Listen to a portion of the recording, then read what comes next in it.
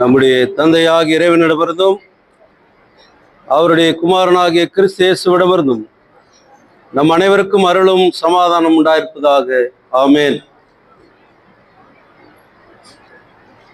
இந்த காலை வேளையிலும் வாசித்து தியானிக்க நாம் தெரிந்து கொண்டிருக்கிற திருமறை பகுதி யோவான் 12ஆம் அதிகாரம் வசனங்கள் 12 தொடங்கி 19 முடிவுள்ள வசனங்களை மறுபடியும் வாசித்து நாம் தியானிப்போம்.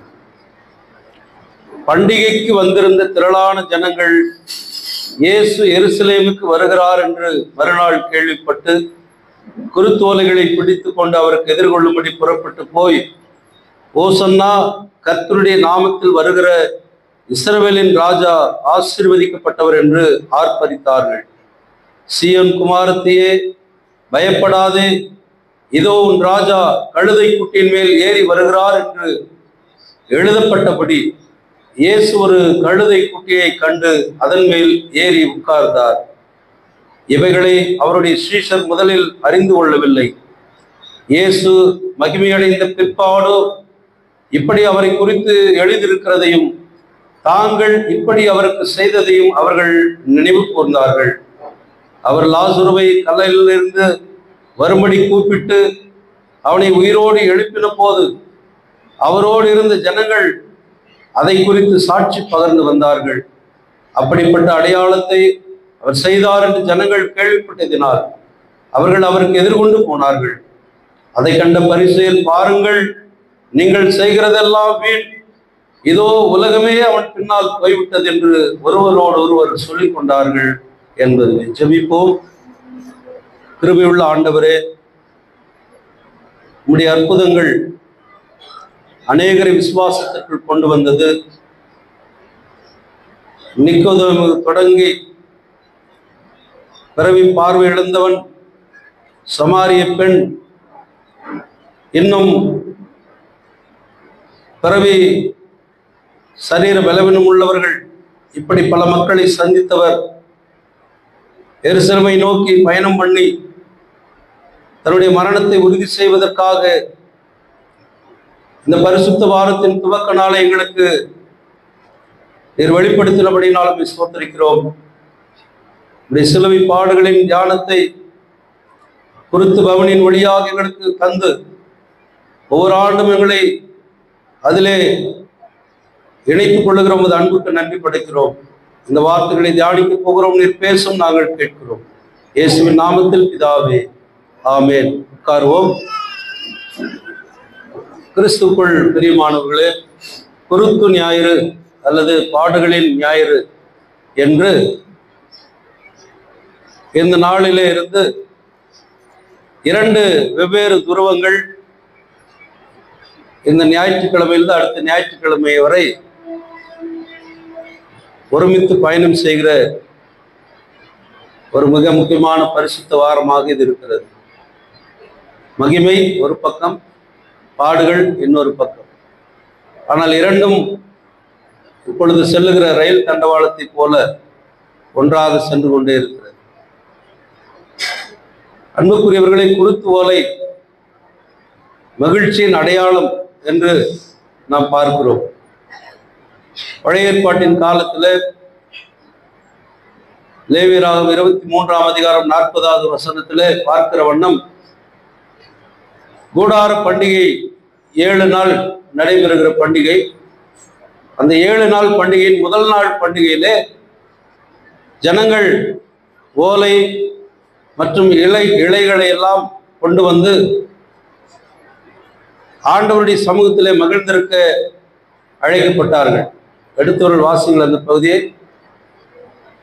லேவியராக 23:40 எடுக்கவே இல்லை இன்னும்.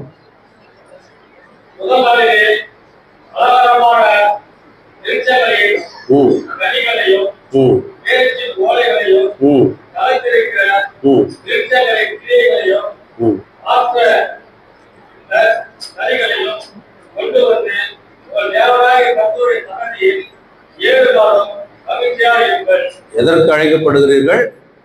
7 நாளும் மகிழ்ச்சியா இருக்க அழைக்கப்படுகிறார். இப்ப இங்கே யோவான் தன்னுடைய தரிசனத்துல வெளிப்படுத்தின விசேஷம் தரிசன ஆகமம் 7ஆம் அதிகாரம் 9வது வசனத்துல அங்கே கடவுளின் முத்திரையிடப்பட்டவர்கள், அதையும் எடுத்தவங்க வாசிக்கலாம், பார்க்கலாம். கடவுளின் முத்திரையிடப்பட்டவர்கள் வெண்ணிற ஆடைகளை அணிந்து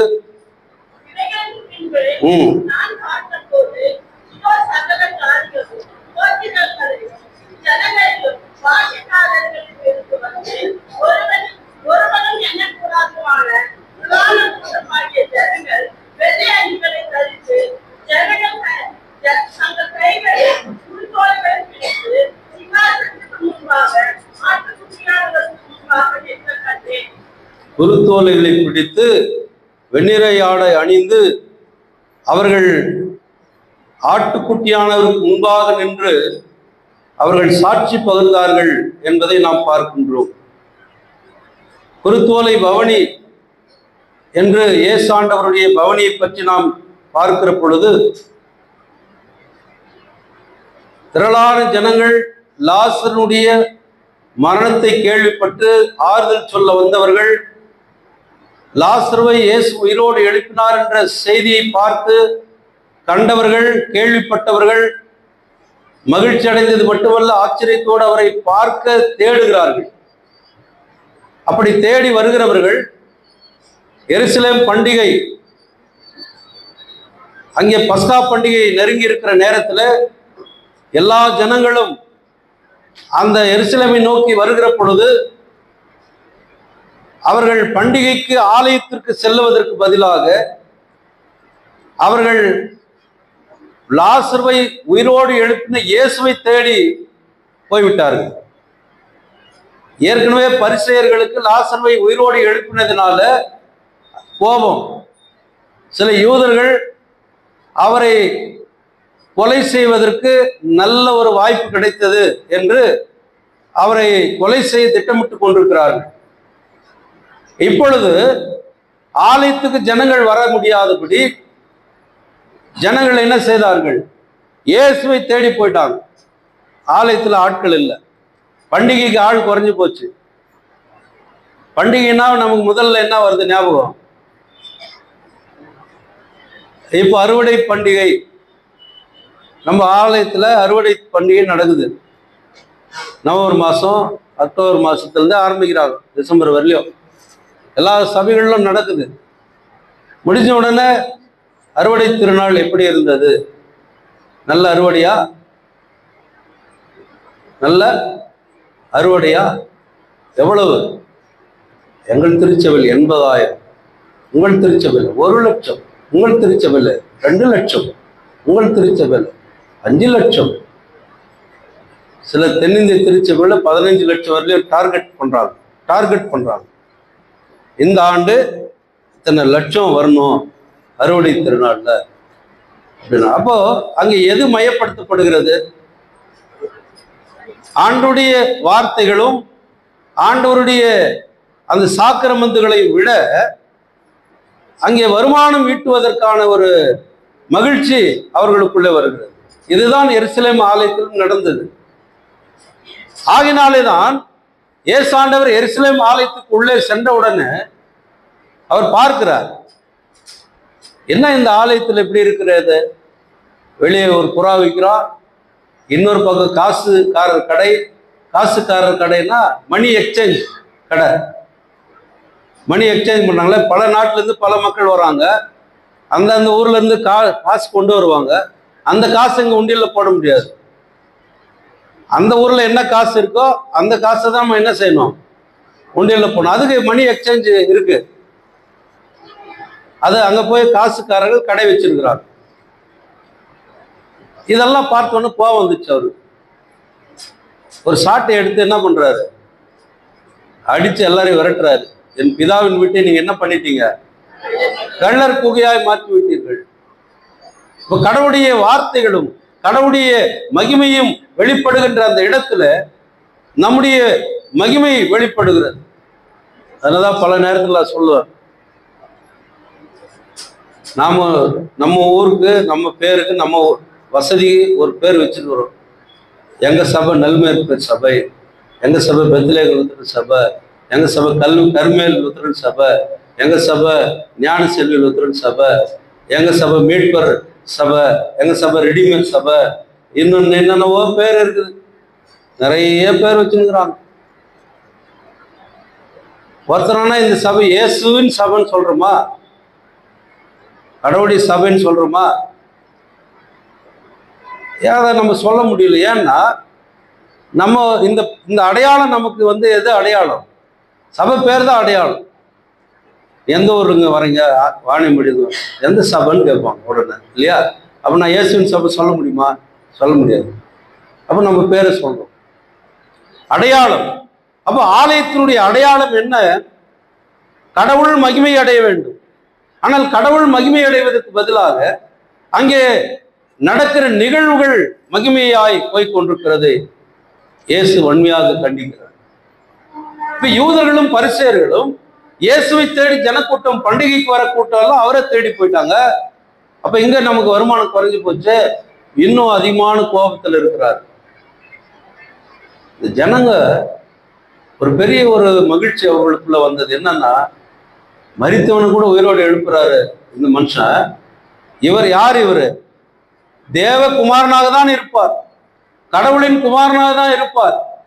யோவான் சுவிசேஷம் முழுசும் நீங்க எடுத்து பாருங்க. ஏன் இது எழுதப்பட்டது என்பதை யோவான் சொல்றார். இயேசுவே தேவகுமாரன் என்று நீங்கள் நம்புவதற்கு. எழுதனுடைய நோக்கம் கடைசி அதிகாரத்தை எடுத்து படிச்சு பாருங்க. இயேசுவே தேவனுடைய குமாரன் என்று நம்புவதற்கு இந்த புத்தகங்களும் அடையாளங்களும் எழுதப்பட்டிருக்கிறது. அப்ப இந்த ஜனங்கள் என்ன செய்யறாங்க? தேவனுடைய குமாரன் என்று சொன்னால் யார் அவரு? அவர் மேசியாவாக தான் இருப்பார், இரட்சகராக தான் இருப்பார், மீட்பராக தான் இருப்பார். அந்த இயேசுவை இவர்கள் குருத்தோலைகளை கையில ஏந்தி அவரை ஓசன்னா கீதம் பாடி எருசலேமுக்குள்ள அழைக்கிறார். அது ஒரு வெற்றி பவனி. ஓசன்னா என்று சொன்னால்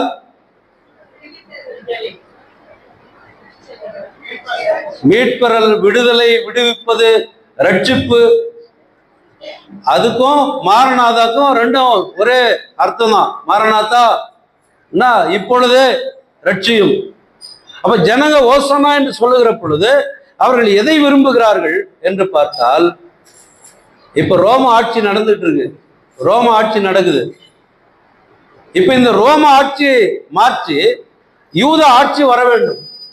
ஏன்னா இஸ்ரவேல் தேசம் தாவீதின் வழித்தோன்றல்களாய் வந்த அரசர்களால் ஆளப்பட்டு வந்த காலத்துல அது பெரிய ஒரு பொற்கால ஆட்சிகளாய் இருந்தது. ஆனால் தாவீது அரசனுடைய பிள்ளைகள் அந்த பொற்கால ஆட்சியை அவர்கள் தவறவிட்டார்கள். காரணம் என்ன? விக்கிரக வழிபாடுகள். திருமணம் பண்ண பெண்களின் வழியாய் விக்கிரகங்களை இஸ்ரவேலுக்கு கொண்டு வந்தார்கள். கடவுள் எல்லாவற்றையும் ஏற்றுக்கொள்வார், ஒரு காரியத்துக்கு மட்டும் அவர் ஏற்றுக்கொள்ள மாட்டார். அது எது? விக்கிரகம், விக்கிரக வழிபாடு. சிலையை வச்சு வணங்குறது விக்கிரக வழிபாடு. அது மட்டும் இல்ல, வேறு கடவுள்களை வழிபடுவது மட்டுமல்ல, கடவுளை விட்டு வேறு எதற்கு நீ முக்கியத்துவம் கொடுத்தாலும் அது விக்கிரக வழிபாடு. அதனால்தான் சொன்னாரு, தந்தையாவது தாயையாவது சகோதரியாவது என்னை விட நீ அதிகமா நேசித்தா என்னை பின்பற்றி வருவதற்கு தகுதி அது இல்லைன்ட்டு. அப்ப என்னை பின்பற்றி வரணும் என்ன தகுதி இருக்கு? தன்னை வெறுத்து தன் சிலுவையை சுமந்து என்னை பின்பற்றுன்றார். அப்போ உதாரணங்கள் எல்லாம் நிறைய நமக்கு சொல்லியிருக்கிறார், நிறைய பேரபிள் சொல்லியிருக்கிறார். அவர் நமக்கு தெரியும். கல்யாணத்துக்கு ஒருத்தர் விருந்து கூப்பிடுறான், ஒருத்தர் சொல்றான் எனக்கு புதுசா இப்பதான் கல்யாணம் ஆயிருக்குதியா, என்னால் வர முடியாது. இன்னொருத்தனை கூப்பிட்டான், விருந்து ரெடியாகுது வாங்க ஐயா, நான் இப்பதான் ஏறு மாடு வாங்கியிருக்கிறேன், ஏறு ஓட்டணும், எனக்கு நிறைய வேலை இருக்குது, என்னால் வர முடியாது.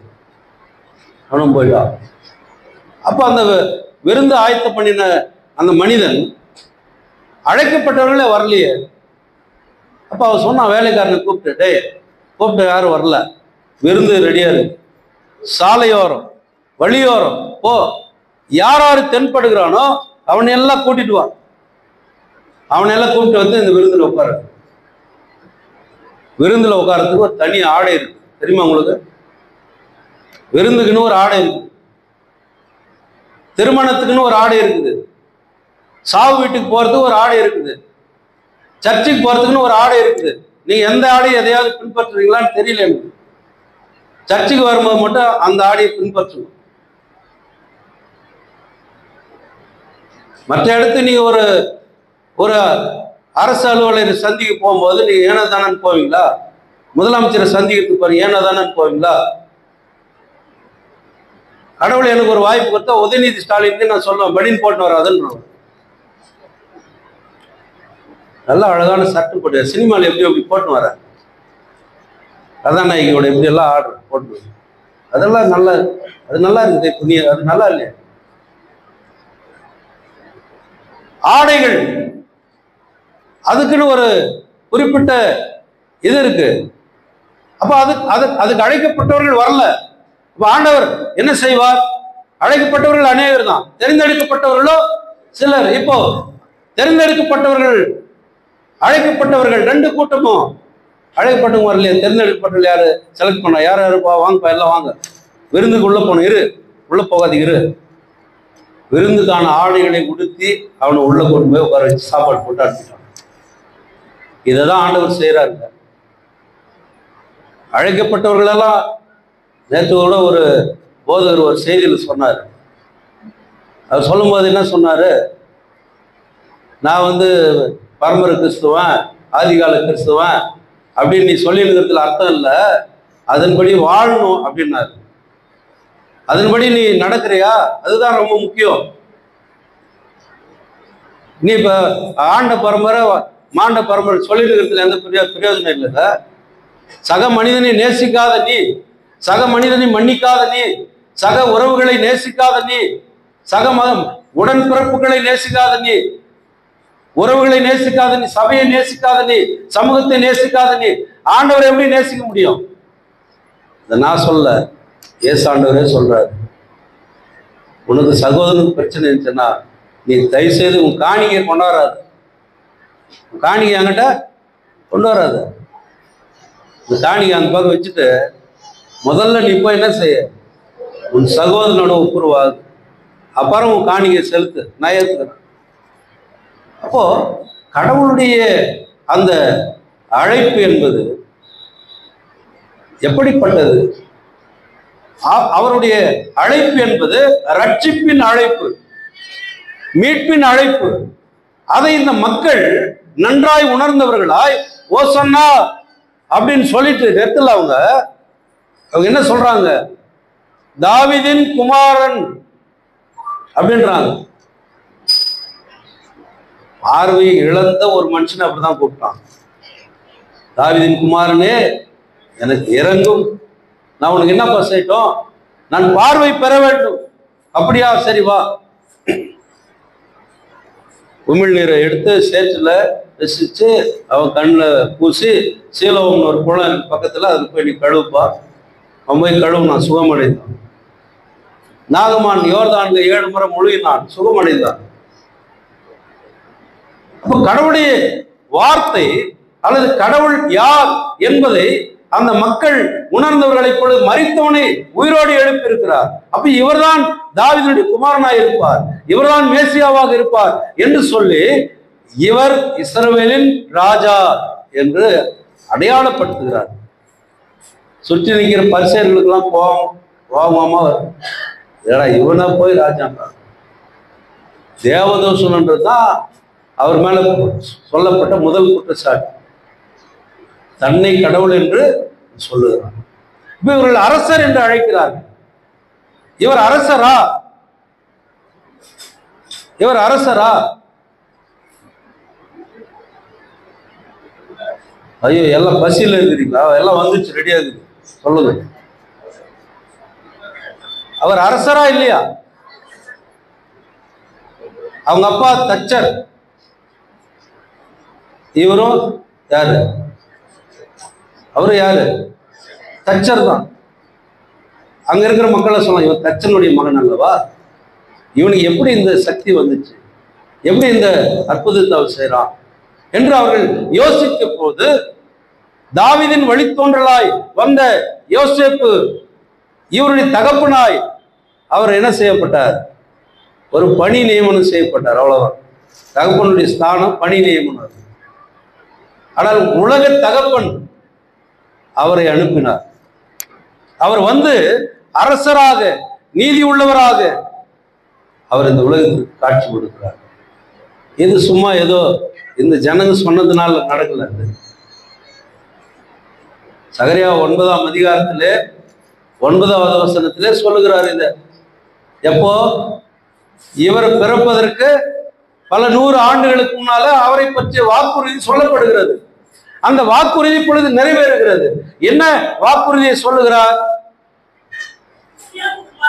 சீயோன் குமாரத்தியே மிகவும் களிக்கூறு, எருசலேமின் குமாரத்தியே நீ கம்பீரி, இதோ உன் ராஜா எங்கிருந்து வர்றாரு? உன்னிடத்தில் வருகிறார்.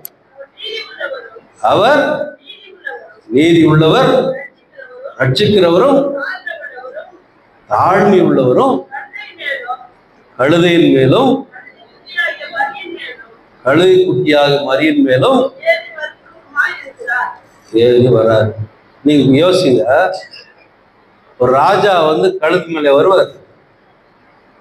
எதன் மேல வரணும்? ராஜா குதிரை மேல வரணும், ரதத்தின் மேல வரணும், யானையின் மீது வரணும். அவரு கூட பரிவாரங்கள் எப்படி வரணும்? நம்ம பாட்டுக்குள்ள ஒரு அழகான ஒரு பாட்டு இருக்கு. என்ன பாட்டுன்னா, அது இல்லைங்க, நம்ம பாட்டுக்குள்ள இருக்கிற பாட்டு. பட்டத்து துரை மகனோ, கேள்விப்பட்டீங்களா பாட்டு? பட்டத்து துரை மகன்.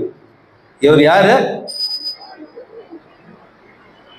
பட்டத்து துரை மகன் அப்படின்னாக்கா அப்புறம் நீங்க கதிரானந்த் சொல்லிடாது. அப்ப இளவரசராய்வு இதா அனுப்பின அரசரே இவர் தான். இவர் யார்? இவர் பிலிப்பு 2ஆம் அதிகாரத்துல 5லிருந்து 11 வரை சொல்றாரு இவரை பற்றி. இவர் கடவுளுக்கு சமமாயிருந்தும், இவர் யாரு? கடவுளுக்கு சமமாயிருந்தும் அப்படின்றாரு. அப்ப இவர் தான் கடவுள் இல்லையா? கடவுளே இங்கே மனிதனாய் பிறந்தார், அரசனாய் இப்பொழுது வருகிறார். எருசலேம் வந்து தாவீதினுடைய நகரம். இது லூக்கா சுவிசேஷகன் 1ஆம் அதிகாரம் 32வது வசனத்துல அவரை பற்றிய செய்தியை வாக்களித்தார்கள். வாசிங்க அந்த பகுதியை. அவர் பெரியவராயிருப்பார், உன்னதமானவருடைய குமாரன் எனப்படுவார், கர்த்தராகிய தேவன் அவருடைய பிதாவாகிய தாவீதின் சிங்காசனத்தை அவருக்கு கொடுப்பார். இது வாக்குத்தத்தம் தானே? இப்ப இந்த ஜனங்க சொல்றதுல என்ன தப்பு இருக்கு? வாக்களித்தபடியே அவர் மேசியாவாக, ராஜாவாக அவர் வருகிறார். லாசருவை உயிரோடு எழுப்பின அந்த நிகழ்ச்சியை காண வந்த மக்கள், தங்களை சுத்திகரித்துக் கொள்ள பஸ்கா பண்டிகைக்கு எருசலேமுக்கு வந்த மக்கள் எல்லாரும் கூடி வந்து சொல்றாங்க, இவரே இஸ்ரவேலின் ராஜா. நாமும் சொல்லுவோம், இவரே இஸ்ரவேலின் ராஜா. ஆகினாலே தான் அவரை நாம் என்ன செய்து பாடினோம்? ஓசன்னா என்று நாம் பாடினோம். அப்ப நமக்கு ஒரு ரட்சிப்பு தேவை. இந்த உலகை ஆட்சி செய்வதற்கான ரட்சிப்பு அல்ல, தேசத்தை ஆளுவதற்கான ரட்சிப்பு அல்ல, ஒவ்வொரு மனிதனுடைய உள்ளத்தை ஆளுகை செய்வதற்கான ரட்சிப்பு. ஏன்னா இப்ப நம்ம யாருடைய ஆளுகையின் கீழே இருக்கிறோம்? அடிக்கடிக்கு ஐயா பிசாசுடைய ஆளுகைக்கு நாம் அடிக்கடி போயிடும். நினைச்சாதான் நம்ம வரோம் எங்க ஆண்டோடைய ஆளுகை. அதிலும் சனிக்கிழமை ராத்திரி கூட சில நேரத்துல கவர்மெண்ட்ல நல்லா தூக்கிட்டுக்கிறேன். ஞாயிற்றுக்கிழமை காலையில் யார் வந்துக்கிறது உள்ளப்போ? ஐயா வந்துக்கிறாரு. இல்லுமா ரெஸ்டடு அன்னைக்கு பாட்டுக்கு நம்மளை ஃபர்ஸ்ட் யாரை தொடரா தெரியுமா? விசாச என்னதான். நம்மளதான் அடிக்குவார். வாரமெல்லாம் எந்த பிரச்சனையும் இருக்காது. உடம்பு சனிக்கிழமை ராத்திரிலேருந்து ஆரம்பிக்கும், எதானா ஒரு பிரச்சனை ஆரம்பிக்கும். தொண்டை கட்டிங்க, இருமல் வரும், எதானா ஒன்று வரும். ஆனால் எப்படி வந்தாலும் இந்த இடத்துல வந்து முட்டி போட்டு உள்ள போகும்போது அது அப்படியே மாறிடும். அது எப்படின்னு தெரியல நமக்கு. அது ஆண்டவருடைய அருள் தான். அப்போ இங்கே அரசராக ரோம ஆட்சியை நீக்கி யூத ஆட்சி இவர் கொண்டு வர வேண்டும் என்று சொல்ல விரும்பின மக்கள் அவரை அரசனாக கொண்டு வருகிறார்கள். ஆனால் அவருடைய நோக்கம் அது அல்ல. அவர் உலக முடிசூடா மன்னனாக மாற வேண்டும் என்பது அவருடைய நோக்கம் அல்ல. இந்த மண்ணுலக அரசர்களிலிருந்து அவர் வேறுபட்டு கடவுள் தமக்கு கொடுத்தபடி நிறைவேற்றுகின்ற ஒரு இளவரசராக மாறுகிறார். என்ன செய்தார்? சிலுவைக்கு நேராக தன்னை வழியெடுத்துக் கொள்ளுகிறார். மரணத்துக்கு நேராக தன்னை வழியெடுத்துக் கொள்ளுகிறார். நான் மரிக்க போகிறேன். சீடர்கள் சொன்னார், புரியல அவங்களுக்கு. எருசலேமுக்கு அவர் பவனியா போறதே அவங்களுக்கு புரியல. பிற்காலத்துல தான் அவர் உயிரோட எழுந்து போன பிறகுதான் அவங்களுக்கு புரிஞ்சப்போ இது வாக்குதத்தின்படிதான் இதெல்லாம் நடந்திருக்குன்னு அவங்க உணர்ந்தார்கள்.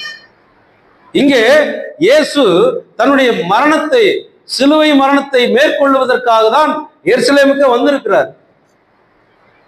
லூக்கா சுவிசேஷம் 13:34 எருசலேமை நோக்கி அவர் புலம்புகிறார்.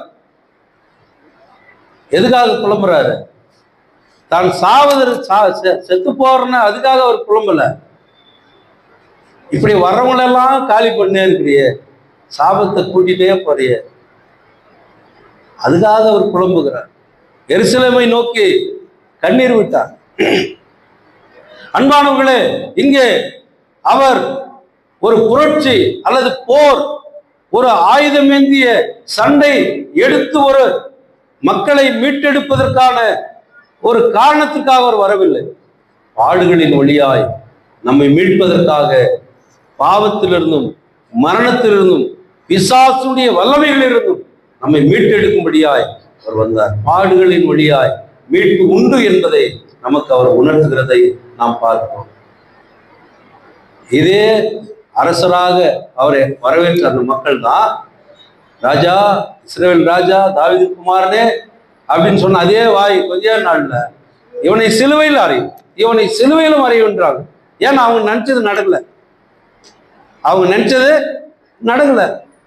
இப்போ நாம் கூட சில நேரத்துல நம்ம நினைக்குவோம், அதை சொல்லுவோம், இது செய்யுங்கன்னாக்கா அவங்க வேற ஒன்று செய்யும் போது என்ன பண்ணுவோம்?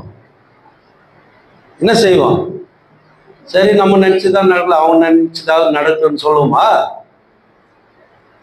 நான் நினைச்சதை நடக்கக்கூடாதோ, நீ நினைச்சதை நடக்க விட்டுருவோம்னா பார்க்கலாமா அப்படின்ற மாதிரி போகணும்.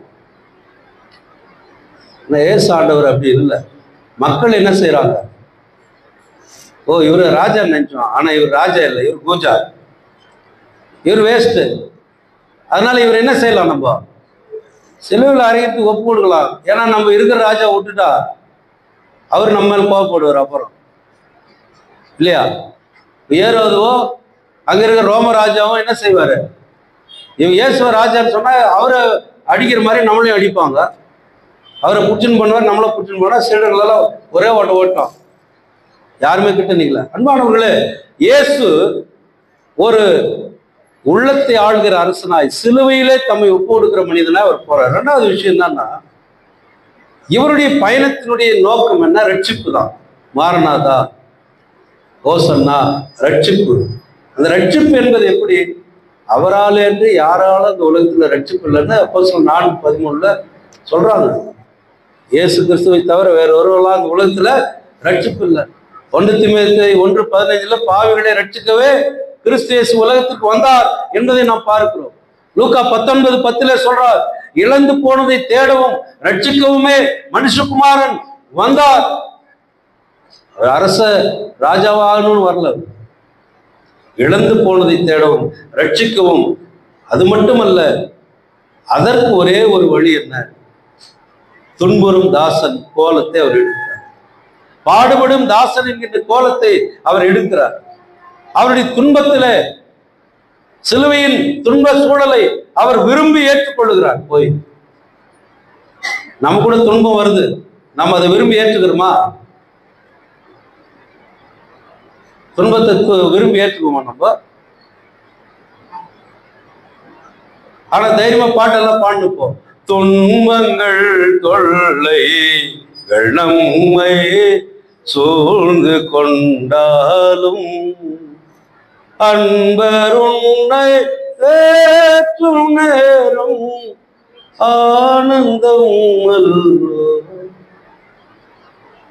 ஆனா துன்பம் வந்தோடனே என்னங்க ரொம்ப டல்லாகிறீங்க, உடல் மெலிஞ்சிருது, மனசு எரிகிறது, முகத்துல முடி வளர்ந்துருது, என்னென்னவோ நடக்குது. துன்பம் வந்தோடனே தோன்றணும், துன்பங்களை சகிக்கிறவன் பாக்கியவனாகலாம். துன்பங்கள் வரும். சகிப்பு அப்படின்றது நமக்கு சந்தோஷத்துல மட்டும் இல்லை, துன்பத்துலதான் முக்கியம். அப்ப நமக்கு வரும் துன்பங்களில் துவண்டு விடக்கூடாது என்பதற்கு இயேசு ஒரு முன்மாதிரி நமக்கு. அவர் என்ன செய்தாங்க? நான் வாசித்த எஸ்ஐயா 50 என்ன சொன்னாங்க, என்ன செய்தாங்க தெரியுமா? அவர் அவமானப்படுத்தினாங்க. உமிழ்நீருக்கு அப்படின்றாரு.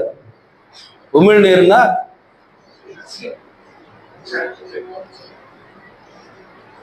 காய் துப்புனாங்க. அவரு நம்மளை யாருன்னா துப்புனா நம்ம விடுவோமா?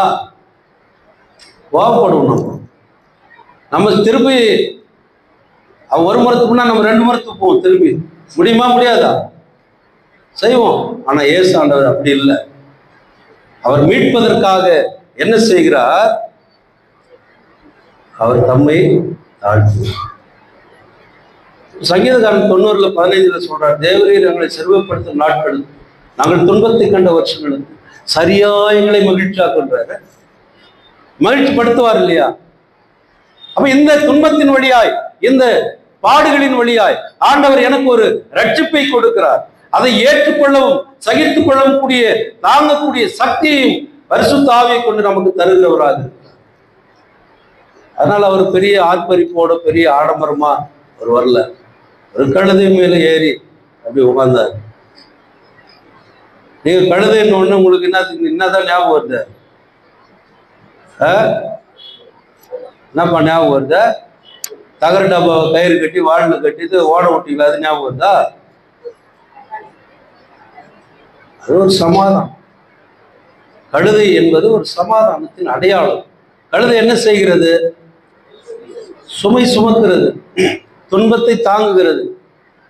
எங்கேயாவது ஒரு இடத்துல வந்து என்ன ஏன் இவ்வளோ சுமைய என் மேல போடுற, இல்லைன்னா பிரிட்ஜில் போய் கழுதையை ஃபர்ஸ்ட் நிற்க வச்சுட்டு அதுக்கப்புறம் அது மேலே மூட்டையை கொண்டு போய் நிற்க வச்சுட்டு அதுக்கு போகிறோம் இடம் போடுறாங்களா? எவ்வளோ தூக்கி போட்டாலும் அது பாட்டுக்கு அமைதியாக சுமந்துட்டு போகுது. அப்படிதான் இயேசு ஆண்டவர் நின்றார். மயிர் கத்தரிக்கிறவனுக்கு முன்னால நிற்கிற அந்த ஆட்டுக்குட்டியை போல அமைதியா நிற்கிறார். தாழ்மை நம்முடைய வாழ்க்கையில அது ரொம்ப முக்கியமானது. என்னை விட நம்மை விட உயர்ந்த காரியங்களை பற்றி பேசுவதற்கல்ல, தாழ்மை உள்ளவர். ஆண்டவர் சொல்றாரு, நான் எப்படிப்பட்டவனா இருக்கேன். மத்தேயு 11:29 சொல்றாரு, நான் சாந்தமும் மனத்தாழ்மையுமா இருக்கேன். பிலிப்பியர் 2:8 சொல்றாரு, அவர் கடவுளுக்கு சமமா இருக்க தம்மை கொள்ளையாடின் பொருளாக எண்ணாமல் தம்மை தாமே வெறுத்து அடிமையின் ரூபம் எடுத்து மனுஷ சாயலான மனுஷ கோலமாய் சிலுவையின் மரண பரியந்தம் தம்மை அவர் என்ன செய்தாரா? தாழ்த்தினார். எனவே ரட்சிப்பு, துன்புறுத்தல், தாழ்மை இது ரொம்ப முக்கியமானது. இயேசு ஆண்டவர் அதற்காக தான் இந்த உலகத்தில் இதன் வழியாய் நம்மை மீட்டெடுத்து நம்முடைய இதய ராஜாவாக நம்மை ஆளுகின்ற சக்தியாய், இயேசு ராஜா என்னை ஆளும் நேசா என்று நாம் ஒவ்வொரு நாளும் அழைத்து அவரை நம் ஆளுகையில நாம் அவருடைய குடிமக்களாய் இணைத்துக் கொள்வதற்கு கடவுள் நம்மை அழைத்திருக்கிறார். அது மட்டுமல்ல, எந்த ராஜாவை இந்த உலகிற்கு நாம் கொண்டு செல்ல வேண்டியவர்களாயிருக்கிறோம். நீ யோசித்து பாருங்க. சந்திப்பு ஐயா யாருனே எனக்கு தெரியாது, உங்களுக்கும் தெரியல. இப்போ எங்கேயோ வந்து உட்கார்ந்துருந்தார். ஒரு நாள் ஆராதனை முடிந்த ஒரு புதிய முகமா இருக்கிறார். அவரை அழைத்தேன். ஐயா நீங்கள், அவர் தன்னை பற்றி சொன்னார். நாற்றம்பள்ளிருந்து வர்றார். ஒவ்வொரு வாரமும் வராரு, போறாரு, வராரு, போறாரு. ஒரு நாள் வந்தார், ஐயா நான் வேலை நிமித்தமாக ஊருக்கு போயிட்டு சர்ச்சுக்கு வர முடியல அப்படின்னாரு. நீங்கள் சர்ச்சுக்கு வர முடியாது, எத்தனை பேர் வந்து சொல்கிறீங்க? நான் இன்னைக்கு கோயிலுக்கு வரல, போன வாரம் அப்படின்னு சொல்கிறதுக்கு நம்ம பயணப்படுறதில்லை. ஆனால் அவர் சொன்னார். திடீர்னு ஒரு நாள் அவரே வந்தார், ஐயா நாங்கள் ஞானஸ்நானம் எடுக்கணும், என்ன செய்யணும்? நான் உடனே சரிங்க பார்க்கலாம், அடுத்த வாரம் வாங்க பார்க்கலாம். அடுத்த வாரம் வந்தார். அடுத்த வாரம் கேட்டார், ஐயா நான் ஞானஸ்நானம் எடுக்கணும். உடனே நான் பொறுப்பாளர்கள் இடத்துல மூப்பர்கள் சில பேர் கட்டி சொன்னேன், ஐயா இது மாதிரி அவர் எடுக்கிறாரு, என்ன பண்ணலாம்? அவர்கள் மனம் வந்து சந்தோஷமாக ஏற்றுக்கொண்டார். செயலாக சரி கொஞ்சம் காலம் எடுத்துக்கொண்டார். அவருக்கு இந்த இதெல்லாம் பற்றி தெளிவு அவருக்கு வர வேண்டும் என்பதற்காக யாருன்னா பைபிள் போய் இயேசு உன்னை நேசிக்கிறார், இயேசு உன்னை ரட்சிக்கிறார், நீ மனம் திரும்பு, ஞானஸ்நானம் எடு யாருன்னா சொன்னாங்களா ஐயா உங்கள்கிட்ட? யாரும் சொல்ல. உங்களை ஞானஸ்நானம் எடுத்து கட்டாயப்படுத்தணுமா ஐயா? கட்டாயப்படுத்தல. யார் இது செய்தது? அவர் செய்யறார், நாம என்ன செய்யல. இந்த டிவி விளம்பரம் பார்ப்பீங்க, அதுல ஒருத்தர் செத்துட்டு போவான், 3 பேர் அவனை லிப்ட்ல கூட்டு போவாங்க. ஒருத்தன் அங்க லிப்ட்ல ஏதோ சாப்பிட்டு நிற்பான், போன் அடிக்குது. போன் அடிச்சோன்னா அந்த நிக்கிறவன தான் எழுதணும் இல்லையா, அவன் எடுக்கல. பார்த்த சத்தம் எழுந்து நிற்கிறான், எழுந்து போன் எடுத்து அட்டன் பண்ணுவான். அப்ப அவன் சொல்லுவான், தம்பி நல்ல வேலை நீ எதுவும் செய்யலப்பா. பார்த்துக்கிறீங்களா? அதை 5 ஸ்டாரா, 5 ஸ்டார் சாக்லேட்டுக்கு விளம்பரம். அது ஜனங்க அதான் ஏசு ஆண்டவர் சொல்றாரு, இந்த உலகத்தின் மக்கள் எத்தனை யுக்தியாய் வாழ்கிறார், தன் பொருளை விளம்பரப்படுத்துறது அவர் செய்யறார். அதுபோல் நாம் எதுவும் செய்யல. இதை செய்தது முழுக்க முழுக்க யாரு? ஆண்டவரே செய்தார். ஆண்டவரே அவரை அழைத்து வந்தார். ஆண்டவரே இன்றைக்கு அவருக்கு ஞானஸ்நானம் கொடுத்தார். ஆண்டவரே இன்றைக்கு திடப்படுத்தல் செய்து கொடுத்தார்.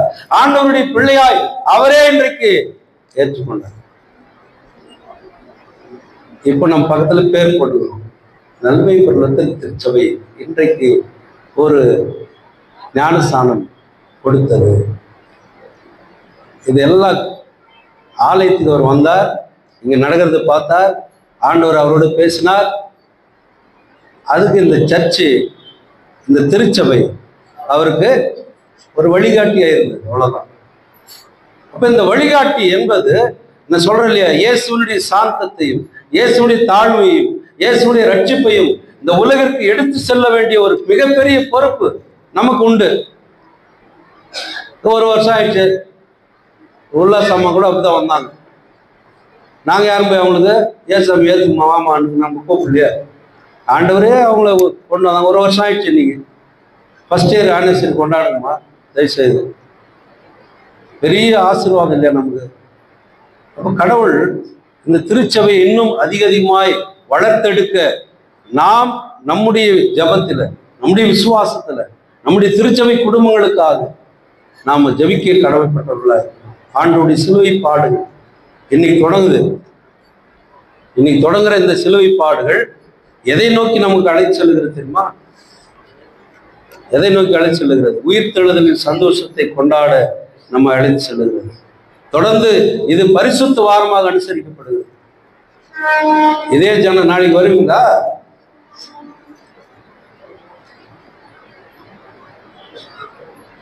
வியாழக்கிழமை வந்துருக்கு இல்லையா? எக்ஸாம் இருக்கும், எக்ஸாம் எல்லாம் இருக்கும், வேலை இருக்கும். முடிஞ்ச வரலே மாலை நேரத்தில் ஆராதனைகளுக்கு நீங்க வந்துருங்க. ஏன்னா இப்போ 3 போதகர்கள் வரப்போறாங்க. திங்கட்கிழமை ஒரு போதகர் வருவார், செவ்வாய்க்கிழமை ஒரு போதகர் வருவார், புதன்கிழமை ஒரு போதகர் வர்றாரு, வியாழக்கிழமை வழக்கமா வர ஒரு மூஞ்சி வரும், அது விட்டுருங்க. 3 நாள் வெளியிலேருந்து போதகர்கள் வராங்க. இதெல்லாம் நீங்கள் மக்கள் வந்து இந்த பரிசுத்த வாரத்துல ஆண்டவருடைய சிலுவை பாடுகளில் நீங்கள் பயணம் பண்ணுங்கள். கர்த்தர் உங்களை இந்த வார்த்தைகளை கொண்டு அவர் ஆசீர்வதித்து காப்பாராக. ஆமென். எல்லாவற்றுக்கும் மேலான தேவ சமாதானம் நம் இருதயங்களில் சிந்தனைகளில் கிறிஸ்து இயேசுவுக்குள் காத்துக்கொள்வதாக. ஆமென். ஸ்தோத்திர பலியை நாம் பாடுவோம்.